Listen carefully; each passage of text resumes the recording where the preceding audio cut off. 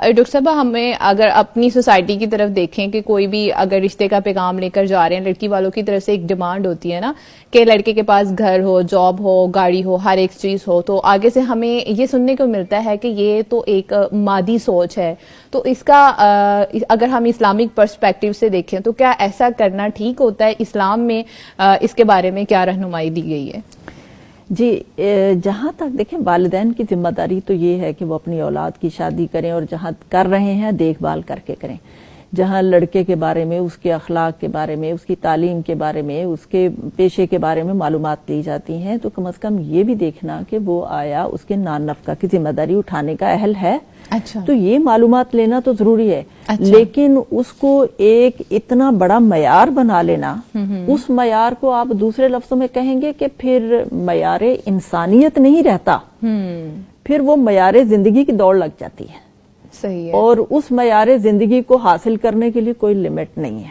ٹھیک ہے. دوسری چیز یہ ہے کہ ظاہر ہے بغیر دیکھ بھال کیے بھی بیٹی کسی کو دے دینا کوئی دانشمندی نہیں ہے. لہٰذا جو ضروری اوصاف ہیں ان کو دیکھنا بہت ضروری ہے. اور اس کے حوالے سے میں یہاں پہ بتاتی جاؤں کہ خود رسول اللہ صلی اللہ علیہ وسلم کے زمانے میں صحابیہ تھی فاطمہ بنت قیس. ٹھیک ہے. ان کو طلاق ہو گئی اور آپ صلی اللہ علیہ وسلم نے ان سے کہا کہ اپنی عدت گزارنے کے بعد دوبارہ جو ہے وہ پھر بتائیں بھی. اور جب وہ اپنی عدت گزار چکیں تو انہوں نے آ کر رسول اللہ صلی اللہ علیہ وسلم کو بتایا کہ دو لوگوں نے مجھے نکاح کی پیشکش کی ہے، پیغام بھیجا ہے.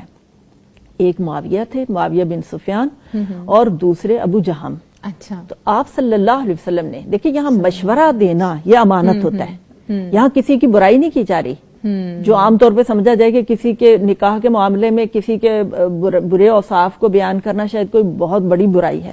یہاں یہ امانت ہے کہ اس کو ضرور بتایا جائے. تو لہٰذا آپ صلی اللہ علیہ وسلم نے فرمایا کہ جہاں تک معاویہ کا تعلق ہے وہ تو غریب ہے، یعنی اس کے پاس کوئی مال نہیں ہے، اور ابو جہم کی لاٹھی عورتوں سے اٹھتی نہیں ہے. تو لہٰذا آپ کسی اور سے کر لو. اور اس کے بعد پھر ان کی شادی اسامہ بن زید رضی اللہ تعالیٰ عنہ سے ہوئی. اچھا. تو یعنی گویا یہ مثالیں ہمارے سامنے موجود ہیں. اب یہ جو معاشرے کے اندر اس وقت ہمارے ہاں رجحانات چل رہے ہیں، یا تو بہت زیادہ توقعات وابستہ کرنا اور ان توقعات کے مطابق کسی کو ڈھونڈنا محال ہے. اور بیٹیوں کی شادیاں اس وجہ سے بھی لیٹ ہو رہی ہیں کہ توقعات کے مطابق فرد نہیں مل رہا، کہ اس کے پاس اتنا مال ہو، اتنا بڑا منصب ہو، اور پھر یہ اس کا سٹیٹس ہو. ایسا کوئی ڈھونڈنا تو بہت مشکل ہے. اچھا ڈاکٹر صاحب، پہلے ہم نے یہ آپشن رکھ دیا، یہ ہمارا مطالبہ تھا کہ لڑکے کے پاس یہ سب ہونا چاہیے. اب اگر فار ایگزامپل ہمیں نہیں وہ مل رہا تو پھر اس کے بعد کیا یہ وقت پہ چھوڑ دینا چاہیے کہ وقت کے ساتھ اللہ عطا کرنے پہ قادر ہے؟ دیکھیے اللہ تو دیتا رزق، اللہ نے رزق تو ہر بندے کا لکھ رکھا ہے. حضرت علی رضی اللہ تعالیٰ عنہ سے جب حضرت فاطمہ الزہرا کا نکاح ہوا جی، تو آپ خود سوچیں کہ وہ وقت اور وہ حالات کہ حضرت علی رضی اللہ تعالیٰ عنہ 21 سال کی عمر ہے اور حضرت فاطمہ کی عمر 15 سال ہے. تو کئی لوگوں نے نکاح کا پیغام بھیجا لیکن آپ صلی اللہ علیہ وسلم خاموش رہے. حتیٰ کہ حضرت علی رضی اللہ تعالیٰ عنہ کہتے ہیں کہ مجھے حیا آتی تھی کہ میرے پاس مال نہیں ہے تو میں کس طرح سے نکاح کا پیغام دوں. اچھا. اور آپ صلی اللہ علیہ وسلم نے جب آپ سے حضرت فاطمہ کا نکاح کیا ہے تو حضرت علی رضی اللہ تعالیٰ عنہ سے پوچھا کہ آپ کے پاس کیا ہے، تو انہوں نے کہا کہ ایک زرہ ہے. اچھا. تو آپ صلی اللہ علیہ وسلم نے فرمایا تم زرہ بیچ دو، اور زرہ جو ہے وہ 600 درہم میں بکی ہے.